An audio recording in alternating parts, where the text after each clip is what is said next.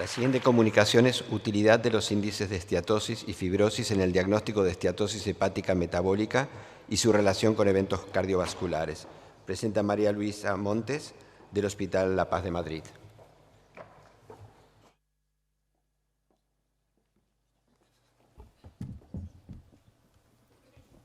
Buenos días. Agradecer al comité la selección de nuestro trabajo. Como todos sabéis muy bien, en los últimos años la enfermedad hepática metabólica se ha incorporado como una comorbilidad más a vigilar en las personas que viven con VIH. Y esto se pone de manifiesto claramente en las guías de práctica clínica que utilizamos.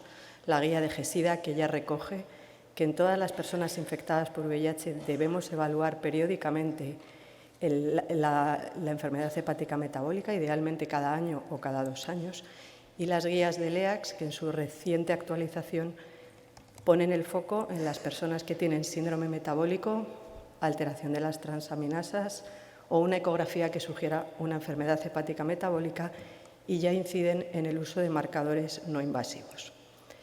Atendiendo a estas indicaciones, hay una gran cantidad de pacientes en los que necesitamos cribar o explorar si tienen una enfermedad hepática metabólica, y en nuestro centro ya desde hace tiempo hemos explorado el uso de estos índices, como muchos sabéis. Hemos analizado la rentabilidad de TIG, hemos desarrollado un algoritmo diagnóstico para enfermedad hepática metabólica y en cuanto a los índices de fibrosis hemos explorado FIB4 como un buen marcador. Además, el año pasado comunicamos en este congreso que el índice de resistencia a la insulina o esteatosis hepática tenía una asociación significativa en la predicción de desarrollo de diabetes mellitus tipo 2 en pacientes naïf en el momento previo al inicio de su tratamiento antirretroviral. Recientemente se ha publicado un trabajo en el que la combinación de los índices de esteatosis y fibrosis parecen tener una capacidad predictiva de eventos cardiovasculares mayores. Este estudio es un análisis de una cohorte prospectiva de países del sur de Europa, una cohorte poblacional que incluye adultos entre los 18 y los 90 años. En su análisis se explora la población entre 50 y 75 años y lo que se analiza es cómo era la combinación de los marcadores de esteatosis y fibrosis en el momento de su entrada en la cohorte y la consecución de eventos cardiovasculares mayores en los 10 años de seguimiento. Como veis, los pacientes se estratificaron en función de su riesgo cardiovascular en el momento basal y lo que se observa es que los pacientes que tenían ambos índices alterados tenían una proporción significativamente superior de eventos cardiovasculares mayores durante el seguimiento. En el análisis multivariable, ajustado por sexo, edad, riesgo cardiovascular basal, diabetes y evento cardiovascular previo, la combinación de los dos índices mostraba ser independiente con un hazard ratio de 3,3 y la del índice de esteatosis con 1,5. Con estos antecedentes quisimos describir en nuestro centro cómo son las personas que viven con VIH a las que se aplican los índices de esteatosis y fibrosis, qué diagnósticos se realizan y qué eventos cardiovasculares mayores tenemos recogidos en esta población. Para ello, diseñamos una cohorte retrospectiva de todos los pacientes de nuestra unidad a los que se solicitó un estudio de marcadores no invasivos de esteatosis y fibrosis desde junio de 2021 a junio de 2023. El estudio se solicitó por los médicos que atendían a los diferentes pacientes bajo su criterio, siendo estos criterios de sobrepeso u obesidad, síndrome metabólico, glucemia alterada en ayunas o diabetes mellitus o una elevación de transaminasas descartadas otras patologías hepáticas. Los índices se calcularon de manera centralizada por el Servicio de Análisis Clínicos de nuestro centro de los análisis que pedimos de manera rutinaria. Os muestro, este es el informe que nos devuelve el Servicio de Análisis Clínicos cuando hacemos esta petición con los índices de esteatosis y fibrosis calculados y la interpretación en la parte de abajo. Además, registramos todos los eventos cardiovasculares mayores recogidos en las historias clínicas, así como los estudios de enfermedad cardiovascular, específicamente estudio de troncos supraórticos, ecocardiogramas o TAC torácicos realizados en esta población. Analizamos las variables en los distintos grupos en función de los resultados que se obtuvieron del cálculo de los índices y aplicamos los estadísticos pertinentes. Estos son los resultados, un total de 372 pacientes a los que se les solicitaron estas pruebas en el periodo del estudio, que tenían una mediana de edad de 55 años, con un 20% de mujeres, predominantemente de raza caucásica, con un tiempo de infección por VIH de 23 años, como vía de transmisión principal hombres con sexo con hombres, seguido muy de cerca por los adictos a drogas por vía parenteral, un tercio de pacientes con una coinfección por virus T, todos ellos tratados y curados.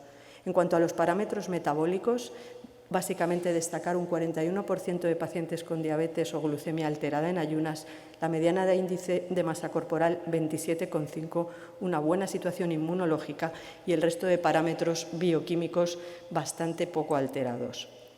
¿Cómo fue la clasificación de los índices? Pues bien, atendiendo al índice HSI, hasta un 96% de los pacientes tenía probabilidad de tener esteatosis, con el índice TIG 82%, y en cuanto a la fibrosis por NAFLD Fibrosis Score, 38% de pacientes con algún grado de fibrosis de significativa en adelante y con FIG4 mayor de 1,3 hasta un 50%. La combinación de los índices nos mostró que solo un 11% de pacientes tenían ambos índices normales y el 43% los dos índices alterados, habiendo un 38% de pacientes con alteración en el índice de la esteatosis o resistencia a la insulina. Posteriormente, reanalizamos la muestra global separando a los pacientes por aquellos que tenían ambos índices alterados y aquellos que tenían uno o ninguno. Y encontramos diferencias significativas, como no podía ser de otro modo, pacientes más mayores, mayor predominio de la raza caucásica, mayor predominio de pacientes exadictos a drogas y, por tanto, por virus T y un estadio SIDA previo más avanzado. Con respecto a los parámetros metabólicos, voy a destacar en aquellos parámetros en los que las poblaciones fueron iguales o no diferentes. 27,3 y 27,7 de índice de masa corporal, los valores de colesterol total y colesterol LDL similares y la ALT también fue igual en ambas poblaciones. Encontramos un total de 21 eventos cardiovasculares mayores en esta población, de los cuales 14 eran pacientes que pertenecían al grupo de los índices alterados y 7 al otro grupo. Estos 14 pacientes suponían un 8,7% con este intervalo de confianza que veis aquí, frente a un 3,3% en los pacientes que tenían uno o ningún índice alterado, y esta diferencia fue significativa. El evento cardiovascular mayor que encontramos fue el infarto agudo de miocardio, seguido del ictus o del accidente isquémico transitorio. Mirando los 7 pacientes que habían tenido un evento cardiovascular mayor y tenían alterado solo uno de los índices, 5 de los 7 tenían el índice que estaba alterado, era el índice de la resistencia a la insulina y la esteatosis. Intentamos explorar si el uso de estos índices había impactado en pedir o en hacer algo más con estos pacientes con respecto al diagnóstico.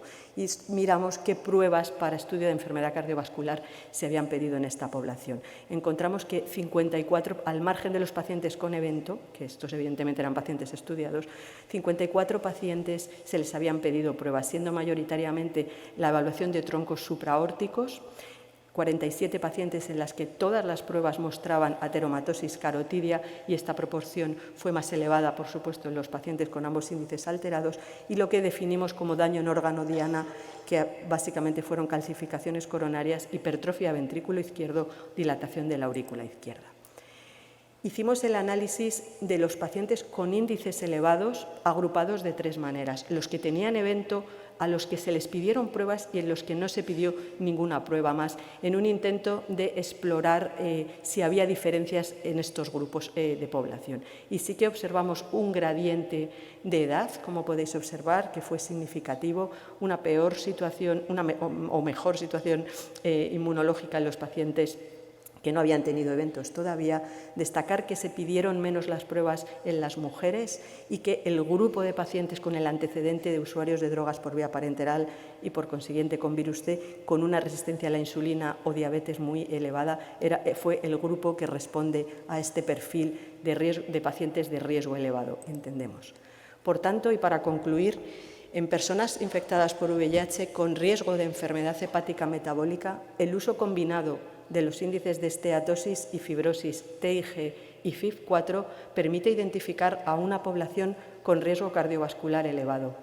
Es necesario incorporar la evaluación de la enfermedad hepática metabólica de manera rutinaria como parte de la estratificación del riesgo cardiovascular con el objetivo de maximizar las intervenciones preventivas. Y, por último, añadir que la exploración más a fondo que a todos os está apeteciendo ver tendrá que esperar al mes de marzo en el próximo CROI. Muchísimas gracias por vuestra atención.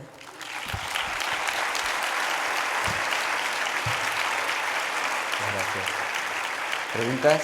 ¿Comentarios?